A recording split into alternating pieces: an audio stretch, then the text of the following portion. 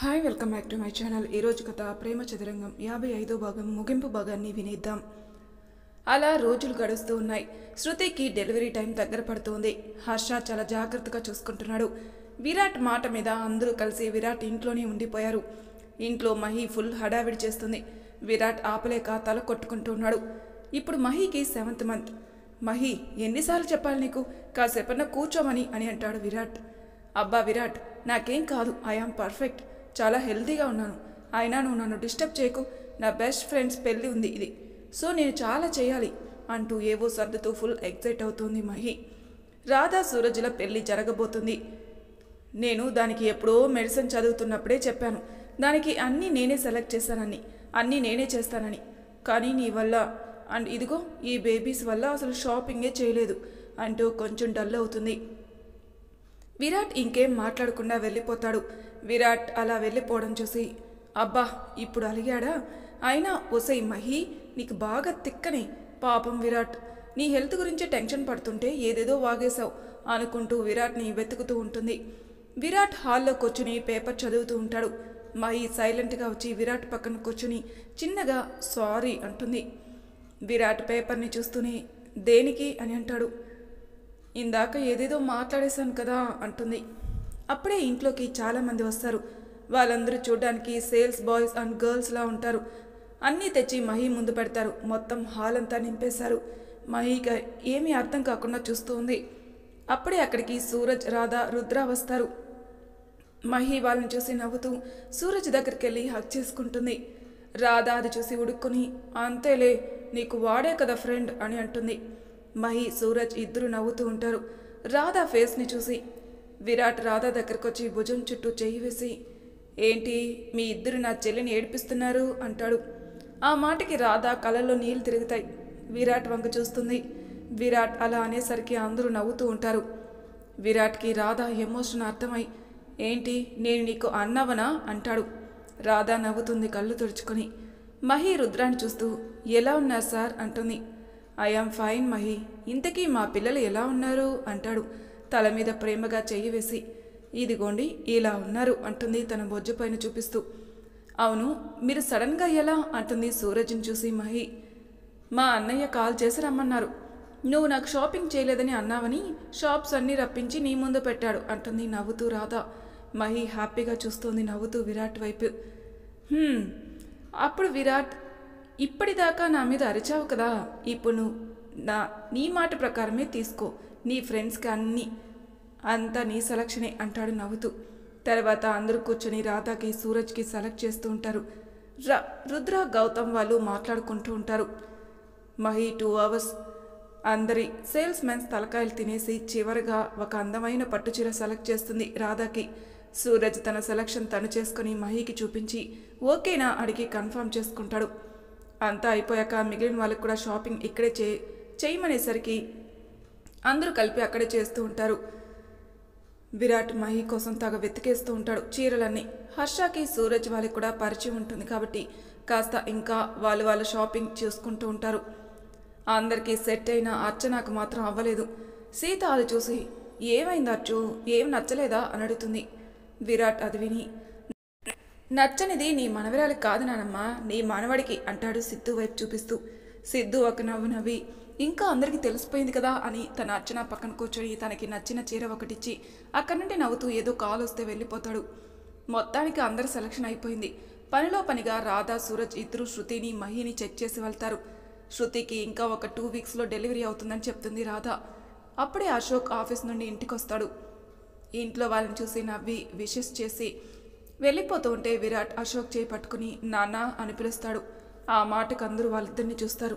సీత, ఆర్తి అయితే షాక్ అయి, అశోక్ కొన్ని సంవత్సరాల తర్వాత ఆ మాట వినేసరికి వెనక్కి తిరిగి విరాట్ని చూస్తాడు. కళ్ళల్లో చిన్న నీటి పుర. అందరూ షాపింగ్ చేస్తున్నారు కదా, మీరు కూడా రండి నాన్న అంటాడు విరాట్. అశోక్ అసలు ఏమవుతుందో అర్థం కాక అలా ఉండిపోతాడు. విరాట్ నెమ్మదిగా అశోక్ దగ్గరికి వెళ్ళి గట్టిగా హాక్ చేసుకుని, ఐఆమ్ సారీ డాడ్ అంటాడు. మిమ్మల్ని ఎప్పుడూ అర్థం చేసుకోలేదు, మీరు చెప్పింది వినలేదు, కనీసం వినడానికి ట్రై చేయలేదు, మిమ్మల్ని చాలా బాధ పెట్టాను కదా, సారీ డాడ్ అంటాడు చిన్న పిల్లాళ్ళ ఏడుస్తూ. అశోక్ విరాట్ మాటలకి కదిలిపోతాడు. అంతే కదండి, కన్న తండ్రికి తన బిడ్డ అలా దగ్గరికి తీసుకుంటే మనసుకి ఎంత హాయిగా ఉంటుంది. ఒక విధమైన అలౌకిక భావన అది. అశోక్ కూడా విరాట్ని గట్టిగా హక్ చేసుకుని, లేదురా, నేనే నీకు సారీ చెప్పాలి, ఇన్ఫ్యాక్ట్ నీకే కాదు మీ అమ్మకు కూడా సారీ చెప్పాలి అంటూ ఆర్తి వైపు చూస్తాడు.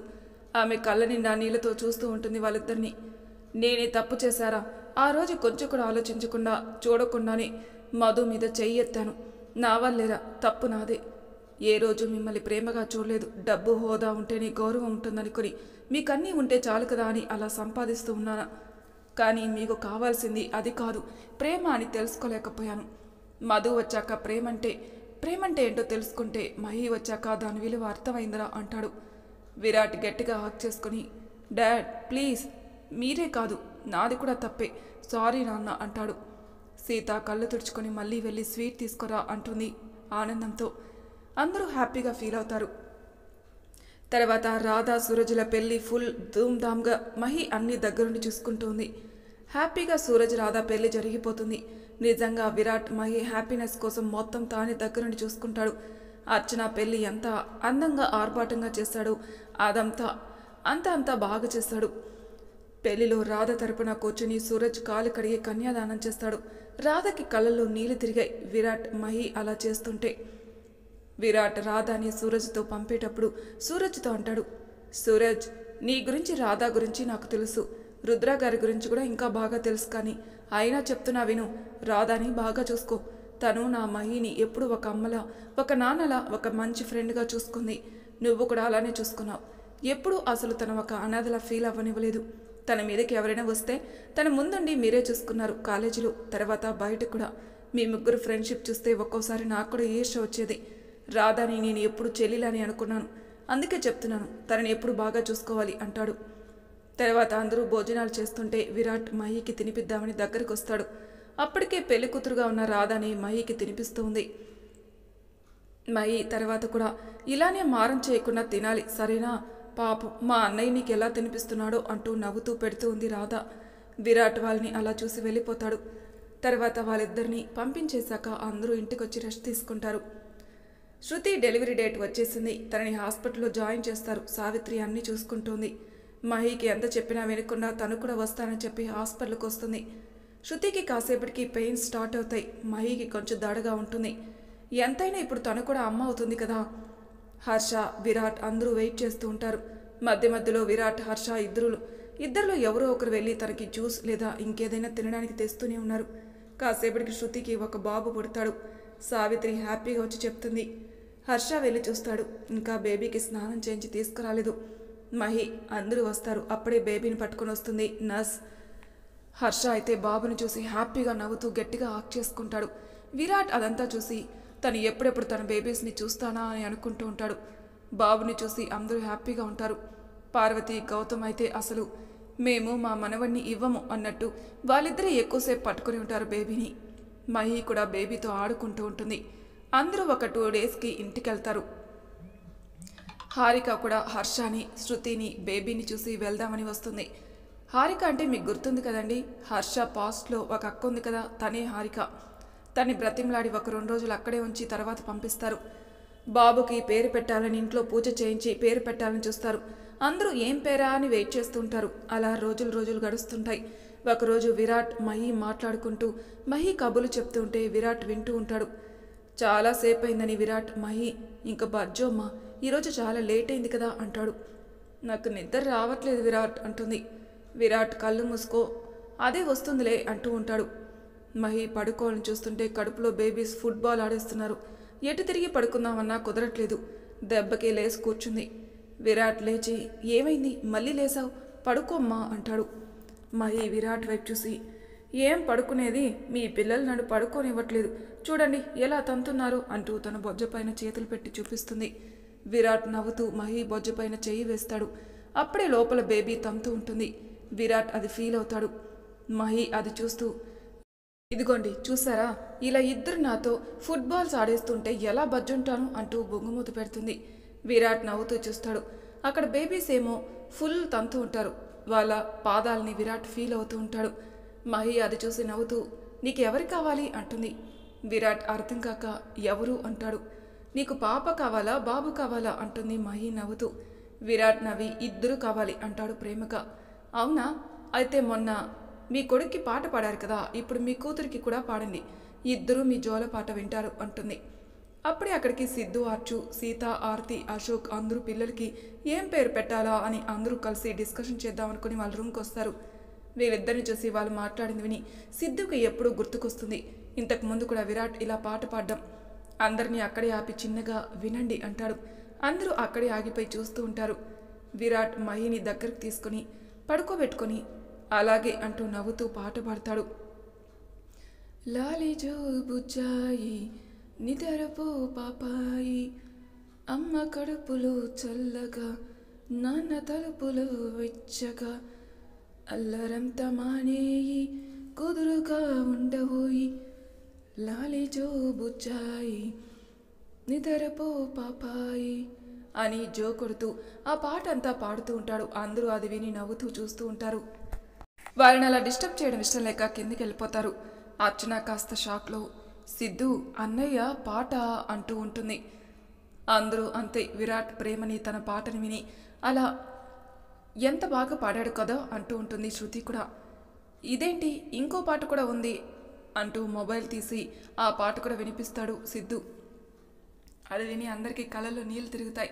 అశోక్ చాలా వెయిట్ చేశాడు, వాడు చాలా ప్రేమ పెంచుకొని ఉన్నాడు అంటాడు. అందరూ అలా ఎవరి గదికి వాళ్ళు వెళ్ళి బజ్జుంటారు. పైన మహి విరాట్ పాట పాడడం అయిపోయాక తన వైపు చూస్తూ ఉంటుంది. విరాట్ ఏమైంది అన్నట్టు చూస్తాడు. మహి నవ్వుతూ ఏం లేదు అని చెప్పి అప్పుడు గమనిస్తుంది బేబీ తన్నకపోవడం. నవ్వుతూ విరాట్ వైపు తిరిగి నాన్న పాట పాడితే గానీ ఆపలేదు నాతో ఫుట్బాల్ ఆడటం అంటుంది. విరాట్ కూడా నవ్వుతూ మహిని హక్ చేసుకుని అలానే నిద్రలోకి జారుకుంటారు ఇద్దరు. మహికి ఇంకా 2 డేస్లో డెలివరీ డేట్ ఇస్తారు, కానీ బాబు ఫంక్షన్ అని ఉండిపోతుంది. పేరు కాస్త లేటుగా పెడతారు బాబుకి. ఏం పేరు పెడతారు అనేది అప్పటిదాకా ఎవరికి చెప్పరు హర్ష శృతి నవ్వుతూ బాబు వైపు చూసి హర్ష బియ్యంలో బాబు పేరు రాస్తాడు. మహి ఆ పేరు చూసి కళ్ళల్లో నీళ్ళతో వారిద్దరిని చూస్తుంది. ఎవరికీ అంతగా కనిపించదు. హర్ష బాబు చెవిలో మూడు సార్లు పేరు చెప్తాడు. విక్రమ్ ఆదిత్య, విక్రమ్ ఆదిత్య, విక్రమ్ ఆదిత్య అంటూ. అందరూ ఆ పేరు విని గౌతమ్, పార్వతి, మహి స్టన్ అవుతారు. గౌతమ్కి కళ్ళల్లో నీళ్లు తిరుగుతాయి, పార్వతికి కూడా. హర్ష నవ్వుతూ నాన్న మీకు నచ్చింది కదా, హ్యాపీయే కదా అంటాడు. గౌతమ్ వెళ్ళి హర్షాని గట్టిగా హక్ చేసుకుంటాడు. చాలా అంటాడు. సీతకి, అర్చనకి, సిద్ధుకి ఎవరికి అర్థం కాదు వాళ్ళ ఎక్స్ప్రెషన్ చూసి. విక్రమ్ అంటే మా పెదనాన్న, మహి కన్న తండ్రి, ఇంకా నాకు లైఫ్ ఇచ్చిన విరాట్ పేరులో ఆదిత్య పెట్టుకున్నాను అంటాడు విరాట్ వైపు చూసి. గౌతమ్ విక్రమ్ని చేతిలోకి తీసుకుని గుండెలకి హత్తుకుంటాడు. గౌతమ్కి వాళ్ళ అన్నయ్య గుర్తుకొస్తాడు బాగా. తర్వాత బేబీ ముందు కత్తి, పెన్ను అన్నీ పెట్టి విక్రమ్ని వదులుతారు. విక్రమ్ వెళ్ళి పెన్ ఒక చేతిలో పట్టుకుని చిన్నగా పాక్కుంటూ మహి దగ్గరికి వెళ్ళి తన ముందు చేయి చాపుతాడు, పైకి ఎక్కుతూ నేను అన్నట్టు బుజ్జిగా వా అంటూ. పక్కనే ఉన్న విరాట్ నవ్వుతూ చూస్తుంటాడు. మహి నవ్వుతూ వారిని పట్టుకుంటుంది, కానీ నిలవడే అసలు ఎంతసేపు కిందికి జారుతూ ఉన్నాడు. పంతులు గారు చూసి అర్థమై నవ్వుతూ బాబుకి ఇంకేదో కావాలని చూస్తున్నాడు తల్లి అంటాడు. ఆ మాటకు అందరూ చిత్రంగా చూస్తారు. మహి మెల్లగా వదులుతుంది బేబీని ఒడిలోకి. బాబు మహి ఒడిలో ఉండి వాడి చిన్ని చేతులతో మహి బొజ్జ పైన తడుముతూ, పెన్ మహి పొట్టకి పెట్టి 2 చేతులతో తడుముతూ ఆడుకుంటూ ఉన్నాడు నవ్వుతూ. అందరూ అది చూసి నవ్వుతూ ఉంటారు. వాడి నవ్వులను చూసి పంతులు గారు అది చూసి నవ్వుతూ హర్ష వైపు తిరిగి పుట్టిన వెంటనే అతను తన స్నేహితులు వెతుక్కున్నాడు అంటూ ఉండగా విక్రమ్ కొద్దిగా చిన్నగా మహి ఒడిలో పడుతూ లేస్తూ ఒకవైపు చేయి పెట్టి ముద్దు పెట్టుకున్నట్టు మహి బొజ్జపై మొహం పెట్టి వాలిపోతాడు. సిద్ధు అది చూసి పంతులు గారితో ఫ్రెండ్షిప్ ఒకటే కాదనుకుంటా పంతులు గారు, పార్ట్నర్ కూడా సెట్ చేసుకున్నట్లున్నాడు అంటాడు నవ్వుతూ. అందరూ ఆ మాటకి నవ్వుతారు. మహికి నిజంగానే వాళ్ళ నాన్న విక్రమే అనిపించింది. చాలా ప్రేమగా ఆ రోజంతా బాబుని తనలోనే పెట్టుకుంటుంది. అసలు వదలదు శృతి దగ్గర పాలకు తప్ప. ఫంక్షన్ అయిపోయిన వెంటనే మహిని హాస్పిటల్లో జాయిన్ చేస్తారు. ఇంకా విరాట్ అస్సలు వదలడు. హాస్పిటల్లో అన్ని ఫెసిలిటీస్ అరేంజ్ చేసి తన మహితోనే ఉంటాడు ఆ రోజంతా. కొద్దిసేపటికి మహికి పెయిన్ స్టార్ట్ అవుతాయి. విరాట్కి కంగారు వచ్చేస్తుంది. వెంటనే నర్స్కి చెప్పి బయటున్న సీత దగ్గరికి వెళ్ళి కంగారు పడతాడు. విరాట్ ఏం కాదు, కొద్దిసేపు అంతే, చూడు నవ్వుతూ వస్తుంది మహి బయటికి, నీ బిడ్డలు నీ కొడుకు కూతురు కూడా వస్తారు చూడు అంటూ విరాట్ కంగారు తగ్గించేందుకు చూస్తూ ఉంటుంది సీత. డాక్టర్స్ అందరినీ ఆటలు కొట్టేస్తాడు తన టెన్షన్తో. హర్ష వచ్చి విరాట్ని రిలాక్స్ చేస్తూ, బావా ప్లీజ్ కాస్త రిలాక్స్ అవ్వు, చూడు నిన్ను చూసి నీ అల్లుడు కూడా ఏడుస్తున్నాడు అంటూ ఏడుస్తున్న విక్రమ్ వైపు చూపిస్తాడు. విరాట్ అది చూసి విక్రమ్ని దగ్గరకు తీసుకుని ముద్దు పెట్టుకుంటాడు. విక్రమ్ కూడా కాసేపటికి ఏడు పాపి అలసిపోయి బజ్జుంటాడు. కాసేపటికి సావిత్రి రాధ ఇద్దరూ బయటకొచ్చి విరాట్ వైపే చూస్తారు. విరాట్ ఆతృతగా వాళ్ళ దగ్గరికి వెళ్తాడు. వాళ్ళిద్దరూ నవ్వుతూ, కంగ్రాట్స్ అన్నయ్య, నీకు ఒక బాబు ఒక పాప అంటుంది రాధ. నేను వెంటనే చూడాలి అంటాడు విరాట్. ఒక 2 minutes అన్నయ్య, వాళ్ళని స్నానానికి పంపించి వస్తారు అంటుంది రాధ. ఈ లోపలికి వెళ్ళి మహిని చూస్తాడు. పసిపిల్లలకి అప్పుడే జన్మనిచ్చిన తల్లి ఎలా ఉంటుంది మీరే చెప్పండి. అప్పటిదాకా భరించిన నొప్పంతా మర్చిపోయి బిడ్డల కోసం ఎదురు చూస్తూ ఉంది కాస్త నీరసంగా. విరాట్ని చూసి చిన్నగా నవ్వుతుంది. విరాట్ వెళ్ళి మహి పక్కనే కూర్చుని దగ్గరికి తీసుకుని గట్టిగా హత్తుకొని నుదుటిపైన ముద్దు పెట్టుకుంటాడు. థ్యాంక్స్ మహి, థ్యాంక్స్ అంటూ కళ్ళల్లో నీళ్లు పెట్టుకుంటాడు. చాలా ఆతృతగా వెయిట్ చేస్తూ ఉంటారు ఇద్దరు బిడ్డల కోసం. అప్పుడే సూరజ్ రాధ చెరొకరు పట్టుకుని ముద్దు చేస్తూ వస్తూ ఉంటారు. బిడ్డలు ఏడుస్తూ ఉంటే విరాట్ వాళ్ళని చూసి వెంటనే పరిగెడుతూ వెళ్తాడు.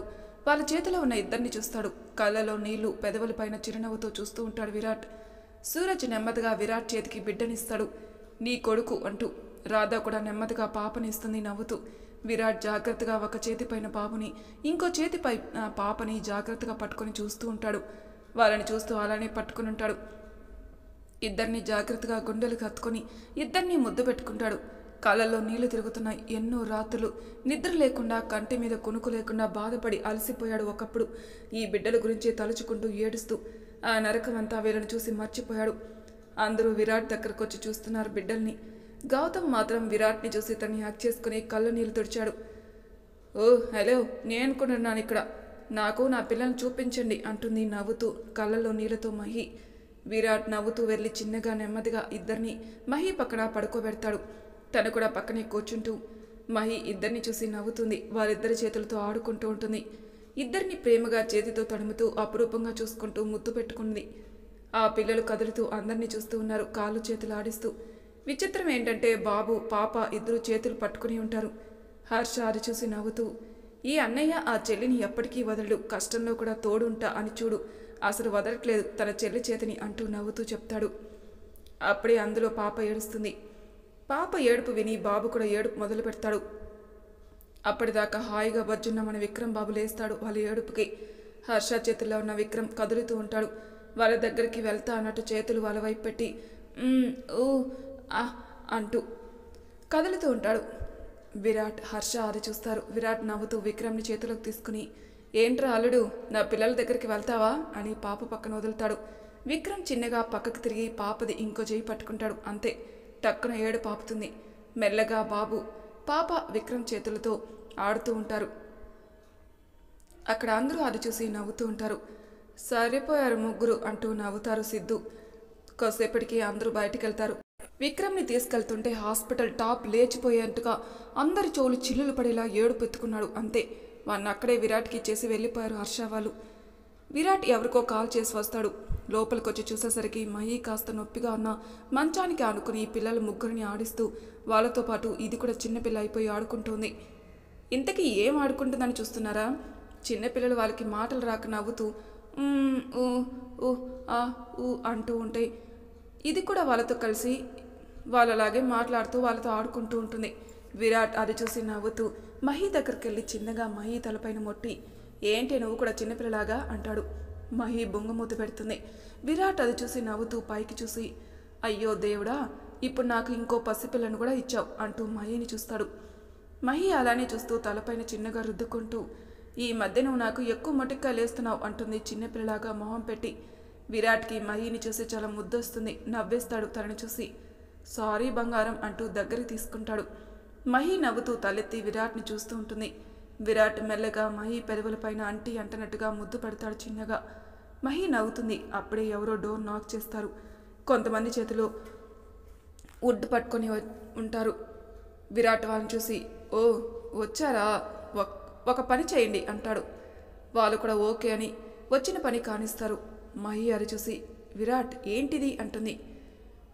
పిల్లలు ముగ్గురికి నీకు బెడ్ సరిపోదు కదా, అందుకే ముగ్గురికి కలిపి ఉయ్యాల చేయమని చెప్పి పిలిచాను అంటాడు.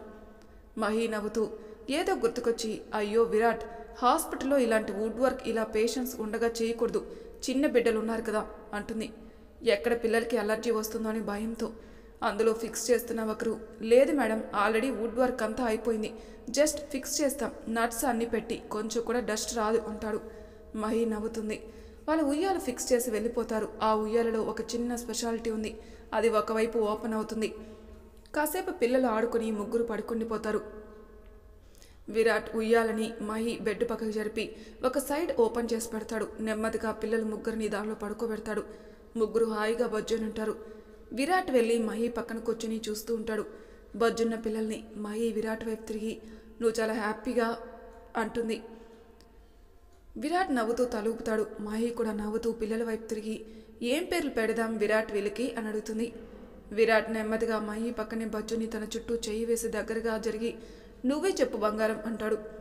మహి చెయ్యి వెనక పెట్టి విరాట్ చెంపని ప్రేమగా నిమురుతూ ఉంటుంది. విరాట్ ఐ లవ్ యూ అని చెప్పి మహి బుగ్గపైన ముద్దు పెట్టుకుంటాడు. మహి నవ్వుతూ విరాట్ వైపే పూర్తిగా తిరిగి తన గుండెల్లో ఒదిగిపోతుంది. ఇద్దరు హాయిగా బజ్జుంటారు. కొన్ని రోజులు హాస్పిటల్లోనే ఉండి ఇంటికెళ్తారు. ఇంటికెళ్ళగానే విరాట్ ఎదురుగా మధు ఫోటోను చూసి కళ్ళల్లో నీళ్ళతో మధు ఫోటో దగ్గరికి వెళ్తాడు. అందరూ విరాట్ అలా అవడం చూసి కాస్త డల్ అవుతారు. మధు చిరునవ్వును చూస్తూ కాసేపు ఉండిపోయాడు. అప్పటికి మహి చేతిలో ఉన్న బాబు విరాట్ ఉన్న వైపుకి చేయి చాపి విరాట్ దగ్గరికి వెళ్ళాలి అన్నట్టుగా అటుగా ఒరుగుతాడు. మహి అది గమనించి బాబుని విరాట్ దగ్గరికి తీసుకొస్తుంది. కానీ బాబు విరాట్ వైపు కాకుండా ఫోటోని చేయి పెట్టి తడుముతూ నవ్వుతూ ఉంటాడు. విరాట్ బాబు నవ్వులకి బాబుని చూస్తాడు. బాబు ప్రేమగా మధు ఫోటోతో ఆనందంగా ఆడుతూ ఉంటాడు. ఫోటోని చూస్తూ విరాట్ బాబుని చూసి మధుని చూస్తాడు. ఇద్దరి నవ్వులు ఒకేలా ఉంటాయి. మహికి విరాట్ ఏం ఆలోచిస్తున్నాడో అర్థమవుతుంది. కొంచెం ఆశ్చర్యంగా బాబు వైపు చూసి మధు వైపు చూస్తుంది. మహి నవ్వుతూ బాబుని చూసి, ఏంటి బంగారం, అమ్మని చూస్తున్నావా అంటుంది. అంతే. ఆ మాటకి విరాట్ టక్కున మహి వైపు చూస్తాడు. మిగిలిన వాళ్ళకి అర్థం అవ్వదు. కాస్త ఆశ్చర్యంగా చూస్తారు. బాబు ఇంకా నవ్వుతూ మహి గుండెల మీద తడుముతూ ఉంటాడు. విరాట్ బాబుని మహి చేతుల్లోంచి తీసుకుని గుండెలకి హత్తుకుంటాడు. పాప హాయిగా హర్ష చేతిలో సెటిల్ అయిపోయింది. ఎందుకు అనుకుంటున్నారా, పక్కనే శృతి చేతిలో విక్రమ్ ఉన్నాడు కదా. అందరూ సీరియస్గా హాల్లో తల పట్టుకొని ఆలోచిస్తున్నారు. అప్పుడే అక్కడికి సూరజ్ రాధాలు వస్తారు. వాళ్ళ పొజిషన్ చూసి, ఏమైంది అందరూ అలా ఉన్నారు అంటూ వస్తుంది రాధ. ఇదిగో ఉన్నారుగా, ఒకరిని విడిచి ఒకరున్నట్లే అంటుంది పిల్లల వైపు చూపిస్తూ మహి. మంచిదేగా, ఫ్రెండ్స్ ఇలా ఉన్నారు ముచ్చటగా అంటుంది పిల్లల దగ్గరికి వెళ్తూ రాధ. పిల్లలు ముగ్గురు ఎప్పుడు దగ్గర ఉండడానికే ఇష్టపడుతున్నారు. కనీసం నిద్రపోయేటప్పుడు కూడా వేరుగా ఉండట్లేదే. పక్కన ఎవరైనా తక్కువ అయినట్టు కనిపిస్తే చాలు, ఇంకా ఆపకుండా ఏడుపు స్టార్ట్ చేసి మాకు నిద్ర లేకుండా చేస్తున్నారు అంటుంది మహి. రాధ నవ్వుతుంది. కాసేపుండి అయితే పిల్లల్ని ఒకరోజు ఒక దగ్గర, ఇంకో రోజు ఇంకొకరు దగ్గర పెట్టుకొని ఉండండి అంటుంది రాధ. ఇదేదో బాగుందనిపిస్తుందే అందరికీ అన్నారు. అదే చేద్దామని ఫిక్స్ అయ్యారు. రాధ పిల్లలతో ఆడుతూ, ఇంతకీ పేర్లు ఫిక్స్ చేశారా అని అడుగుతుంది. అందరూ లేదని చెప్తారు. మహికెందుకో ఏదో గుర్తుకొచ్చి పార్వతి దగ్గరికి వెళ్ళి తన పక్కన కూర్చొని, అమ్మా నా పేరు ఏంటి అని అడిగింది. ఆ మాటకి అందరూ మహిని వింతగా చూస్తారు. ఏయ్ ఏంటి అలా అడుగుతున్నావు అంటాడు విరాట్. గౌతమ్ కూడా చిత్రంగా చూస్తాడు. మహి మళ్ళీ అడుగుతుంది, తప్పిపోకముందు నా పేరేంటి అని. అప్పుడు అనుకుంటారు అందరూ, అవును అసలు తప్పిపోకముందు వీళ్ళ పేర్లు ఏంటా అనుకుంటారు. గౌతమ్ మహి వైపు చూస్తాడు. పార్వతి గౌతమ్ మొహమాల చూసుకుంటూ ఉంటారు. చెప్పమ్మా అని అడుగుతుంది మహి. మధుమిత, నీ పేరు మధుమిత అంటాడు గౌతమ్. విరాట్ ఆ పేరు విని గౌతమ్ వైపు చూస్తాడు. పార్వతి మహిని చూస్తూ, విక్రమ్ బాబుగారు పెట్టారు ఆ పేరు, నీకు మధుకి కలిసేట్టుగా. పుట్టినప్పుడు అందరికంటే నువ్వు మధు ఎక్కువగా దగ్గరే ఉండేవారు, అందుకే మీ ఇద్దరికి కలిసేట్టుగా మధుకి మధుమతి అని పెడితే నీకు మధుమిత అని పెట్టారు. అందరూ కాసేపు సైలెంట్ అయ్యారు. శృతి కాస్త మూడ్ని మార్చాలని, మరి హర్షకి ఏం పేరు పెట్టారు అత్తయ్య అని అడుగుతుంది. మహి కూడా కాస్త ఆ మూడ్ నుండి బయటకు వస్తూ చూస్తుంది. హర్ష కూడా తన పేరు ఏంటా అని చూస్తూ ఉంటాడు. పార్వతి నవ్వుతూ, శ్రీకర్ హర్ష పేరు అని అంటుంది. బాగున్నాయి వీళ్ళ పేర్లు, మరి వీళ్ళని ఇప్పుడు ఏమని పిలవాలి అంటుంది శృతి. గౌతమ్ వెంటనే, వద్దు వీళ్ళని మహి హర్షనే పిలవండి అంటాడు. ఎందుకు మావయ్య, ఏమైంది, మీకెంతో నచ్చి పెట్టుకున్నారు కదా ఆ పేర్లు అని అంటుంది శృతి. మహి హర్ష అంటే మార్తా డేవిడ్ పిల్లల పేర్లు తల్లి. మార్తా వీళ్ళిద్దరిలో తన పిల్లల్ని చూసుకుంటుంది, అందుకే వద్దు అంటున్నాను అంటాడు. అందరూ ఇంకా ఆ మాటకి సైలెంట్ అయిపోతారు. మొత్తానికైతే ఇప్పుడు పిల్లల పేర్లు ఆలోచించండి అంటుంది రాధ. మహి విరాట్ వాళ్ళలో వాళ్ళు నవ్వుకుంటారు. మహి పిల్లలకి నామకరణం చేస్తారు. బాబుకి అర్జున్ అని, పాపకి మాయా అని పెడతారు. 4 సంవత్సరాల తర్వాత అర్జున్ ఏడుస్తూ వస్తాడు మహి దగ్గరికి. ఏమైంది అర్జున్, ఏడుస్తున్నావు అని అడుగుతుంది మహి. మరేమో అమ్మ ఫోటో పగిలిపోయిందమ్మా అంటాడు. విరాట్కి అర్థం అవ్వలేదు. అర్జున్ని దగ్గరికి తీసుకుని అమ్మ ఫోటోనా అంటూ బయట హాల్లోకి వచ్చి చూస్తాడు. అప్పుడే మళ్ళీ అక్కడ గాజు పెంకుల్ని క్లీన్ చేస్తూ ఉంటాడు. అక్కడ మధు ఫోటో పగిలిపోయి ఉంటుంది. విరాట్ వెంటనే గబగబా వెళ్తాడు. గాజు పెంకులున్నాయని చూసుకోడు. మహి కంగారుగా విరాట్ అని పిలుస్తుంది. విరాట్ కింద పగిలిన మధు ఫోటో తీసుకుని నెమ్మదిగా మిగిలిన గాజు పెంకులు తీసి బయటికి వెళ్ళిపోతాడు ఫోటోని పట్టుకొని. అప్పుడే అక్కడికి వచ్చిన అందరూ చూస్తారు అర్జున్ ఏడుపు విని. అర్జున్ మధుని అమ్మ అని అంటాడు. అర్జున్ ఒక్కడే అలా అంటాడు. అర్జున్ అనడం చూసి మాయ కూడా అంటుంది, కానీ ఎప్పుడు కాదు, అప్పుడప్పుడు. ఇంట్లో ఎవరు దాని గురించి అడగరు కూడా. విరాట్ ఎక్కడికి వెళ్ళాడు అని అందరూ కాస్త కంగారుగా చూస్తూ ఉంటారు. అర్జున్ అన్నం తిననని మొంటికేస్తాడు. అర్జున్ తినలేదని మహా కూడా తినదు. మహా ఎవరు అనుకుంటున్నారా? మహా మన సిద్ధు అర్చనల కూతురు. పేరు సిరి మహాలక్ష్మి. ఈ పాప అర్జున్ కూచి. అర్జున్ ఏం చేస్తే అది చేస్తుంది. అర్చన కూడా సిరికి తినిపించాలని చూస్తుంది, కానీ తినదే. బావలాగే బాగా మొండి. విరాట్ 1 గంటకు వస్తాడు ఇంటికి. చేతిలో ఉన్న ఫోటోకి పేపర్ తీసి గోడకి తగిలిస్తాడు చిరునవ్వుతో ఉన్న మధు ఫోటోని. అర్జున్ అది చూసి నవ్వుతూ విరాట్ దగ్గరికి వెళ్ళి ఎత్తుకోమంటాడు. విరాట్ నవ్వి అర్జున్ ఎత్తుకున్నాడు. అర్జున్ కాసేపు అలానే చూస్తూ ఉంటాడు మధుని. తర్వాత మహి వచ్చి, కొంచెం తిందుగాని రా అర్జున్, చూడు నువ్వు తినలేదని మహా అంటూ ఆగిపోయి, అదే సిరి కూడా తినలేదు అంటుంది. ఆ మాటకి అర్జున్ మహి చేతుల్లోకి వచ్చేది. మహి చుట్టూ చెయ్యి వేసి, మా బో పెట్టు నాకు మహాకి అంటాడు నవ్వుతూ. మహి నవ్వుతూ అర్జున్ని మహాని పక్కనే కూర్చోబెట్టి తినిపిస్తుంది. సిద్ధు అది చూసి, ఏంటే మహా అర్జున్ తినే వరకు నువ్వు కూడా తినవా అంటాడు మహా చూస్తూ. మహా అసలు తిరిగి కూడా సిద్ధు వంక చూడదు. వస్తయి బుజ్జి నిన్నే అడుగుతుంది అంటాడు. అప్పుడు తిరుగుతుంది పాప సిద్ధు వైపు. అందరూ నవ్వుతారు అది చూసి. అర్చన సిద్ధు దగ్గరకు వచ్చి, నీకు తెలుసు కదా నీ కూతురు నీ అర్జున్ తప్ప ఎవరు మహా అని పిలిచినా అది పలకదని అని అంటుంది. ఆ మాటకి సిద్ధు నవ్వుతూ, ఏంటే నాన్నని నేను కూడా పిలవకూడదా అంటాడు. మహా తల అటు ఇటు ఊపుతూ ముద్దుగా, లేదు నన్ను అర్జున్ మాత్రమే మహా అని పిలవాలి అంటుంది బుజ్జిగా. అర్జున్ నవ్వుతాడు మహా అని చూసి. వీళ్ళిద్దరూ అంతే. సిరిని అర్జున్ తప్ప ఎవరూ మహా అని పిలవకూడదు, అర్జున్ మట్టుకొని పిలవాలి. ఏంటో వీళ్ళిద్దరూ, ఒకవేళ ఎవరైనా పిలిచినా ఈ మహాది పలకదు. అందరూ నవ్వుకుంటారు దాని మాటలు విని. విక్రమ్ మాయాల గురించి చెప్పక్కర్లేదు కదా మీకు, ఎప్పుడూ అంటుకొని ఉంటారు. విక్రమ్, మాయ, అర్జున్ ముగ్గురు. ఇంకా అర్జున్ ఎక్కడ ఉంటే మన మహాపాప కూడా అక్కడే ఉంటుంది. కొంతకాలానికి అర్చనకి మళ్ళీ ఒక పాప పుడుతుంది. తన పేరు అనురాధ అని పెడతారు.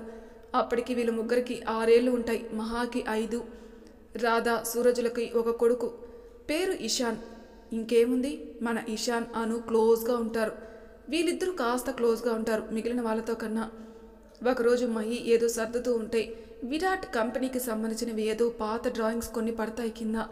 లోపలికి వస్తూ విరాట్ అవి చూసి, పడేసావా, కుదురు లేదే నీకు అంటాడు మహిని చూసి. మూతి 3 వంకలు తిప్పి, పోనీలే పాపమని సర్దుతుంటే నన్నే అంటావా అని అలిగి వెళ్ళిపోతుంటే విరాట్ మహి చేయి పట్టుకుని దగ్గరికి లాక్కుంటాడు. ఏయ్ వదులు, పిల్లలు వస్తారు అంటుంది. విరాట్ వెనక నుండి మహి బుక్కపై పెదాలతో రాస్తూ, వాళ్ళు కింద ఆడుకుంటున్నారు సిద్ధుతో కలిసి అని హస్కీగా అంటాడు.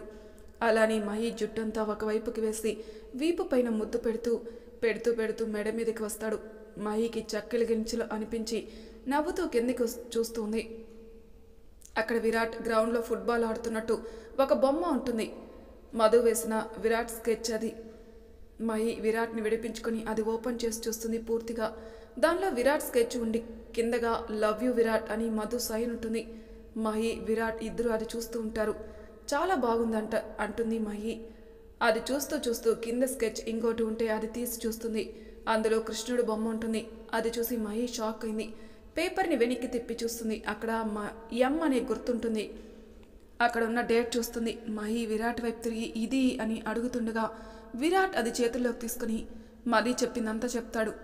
మధుకి ఆ స్కెచ్ దొరకడం, తనని చూడకముందే ఆ స్కెచ్లో విరాట్ని చూసుకోవడం. అది విన్న మహి నవ్వుతూ విరాట్ని గట్టిగా హక్ చేసుకుని ఇది వేసింది నేనే అంటుంది. విరాట్ షాక్ అవుతాడు. ఏంటి నువ్వు వేశావా అంటాడు. మహి విరాట్ని వదిలి అవును అంటూ తన చేతిలోని పేపర్ని తిప్పి ఇది నా డ్రాయింగ్ బుక్లో మార్క్ అండ్ ఈ డేట్న నేను ఒక ఫెస్ట్కి వస్తే అక్కడ దీన్ని పోగొట్టుకున్నాను, అది మధు చేతికి దొరికినట్టుంది అంటూ ఆ స్కెచ్ని చూస్తూ ఉంటుంది. విరాట్ ఒక్కసారిగా మహిని గట్టిగా హక్ చేసుకుంటాడు. మహి విరాట్ తలలో చేతిని గట్టి పెట్టి ప్రేమగా నిమురుతూ ఉంటుంది. విరాట్ మహిని వదిలి తన మొహంని 2 చేతుల్లో పట్టుకుని నువ్వు నిజంగా నాకు మధు ఇచ్చిన ఊపిరివి మహి, నా ప్రాణం పోకుండా నన్ను నీ ద్వారా నీ ప్రేమ నాకిచ్చి తన ప్రేమను పంచుతూ ఇచ్చిన పెద్ద వరం, నువ్వు లేకపోతే నేను లేను, నువ్వు మధు ఇద్దరు కలిపితేనే విరాట్ అంటాడు ప్రేమగా మహి నుదుటిపైన ముద్దు పెడుతూ. ఇదండి మన విరాట్ మహిళ మధుల జీవిత ప్రేమ కథ. మరి వీళ్ళ ప్రేమ ఇలాగే కొనసాగుతూ ఉంటుంది ఎప్పటికీ నిరంతరంగా. మరి ఇంతటితో ఈ కథ సమాప్తం. మళ్ళీ మరొక కొత్త కథతో మీ ముందుంటాను. అంతవరకు నా ఛానల్ని సబ్స్క్రైబ్ చేయని వాళ్ళు ప్లీజ్ సబ్స్క్రైబ్ చేసుకోండి, లైక్ చేసి షేర్ చేయండి, మీ అభిప్రాయాలు నాకు కామెంట్ రూపంలో తెలియజేయండి. Thank you for listening.